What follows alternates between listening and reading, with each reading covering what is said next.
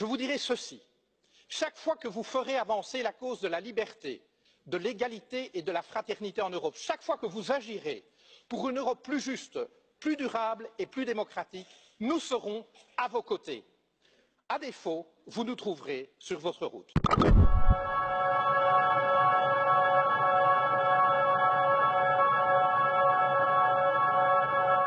Monsieur le Président, ce que vous souhaitez pour l'Europe, vous affirmez que la France doit commencer elle-même à le faire dès aujourd'hui. Votre action en France raconte une toute autre histoire, une histoire qui met à mal la devise de votre pays, liberté, égalité, fraternité. Où est la liberté? Lorsque vos citoyens peuvent être surveillés, assignés à résidence et perquisitionnés sur de simples soupçons de la police.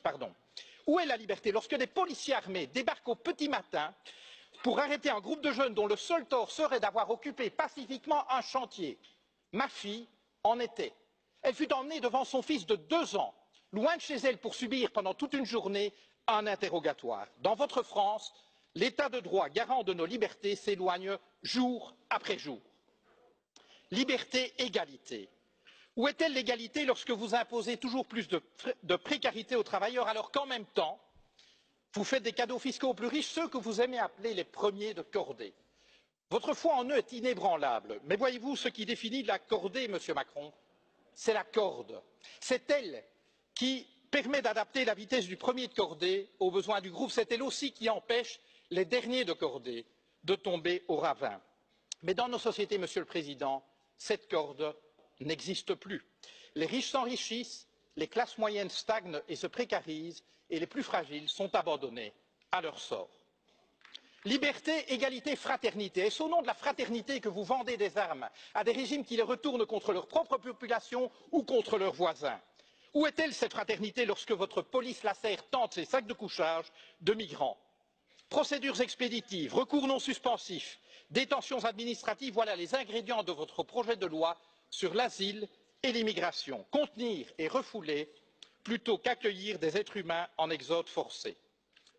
Liberté, égalité, fraternité, au pays de l'accord sur le climat, je rajouterai un 4e terme, durabilité. Vous dites vouloir la taxe carbone, la fin du glyphosate, la fin des voitures diesel, bravo.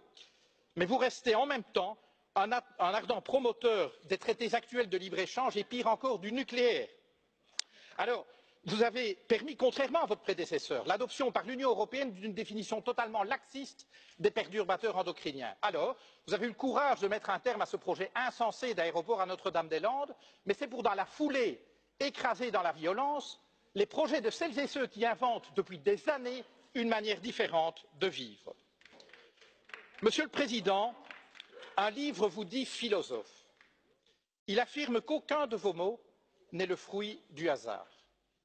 Voici quelques mois, vous avez parlé des gens qui réussissent et des gens qui ne sont rien.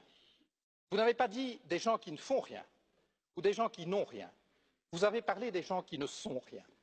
Voyez-vous, pour nous, le projet européen consiste précisément à faire en sorte que plus jamais, en aucun endroit de ce continent, aucune femme, aucun homme ne puisse être considéré comme rien ou se penser comme rien. Car considérer des êtres humains comme rien, c'est permettre de leur faire subir n'importe quoi, et cela, nous ne l'accepterons jamais.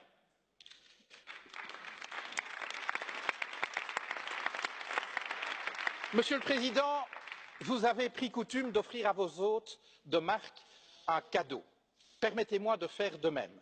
Je vous offre cette corde d'escalade, symbole de la cordée à laquelle vous semblez tenir. Je vous dirai ceci. Chaque fois que vous ferez avancer la cause de la liberté, de l'égalité et de la fraternité en Europe, chaque fois que vous agirez pour une Europe plus juste, plus durable et plus démocratique, nous serons à vos côtés. À défaut, vous nous trouverez sur votre route. Je vous remercie.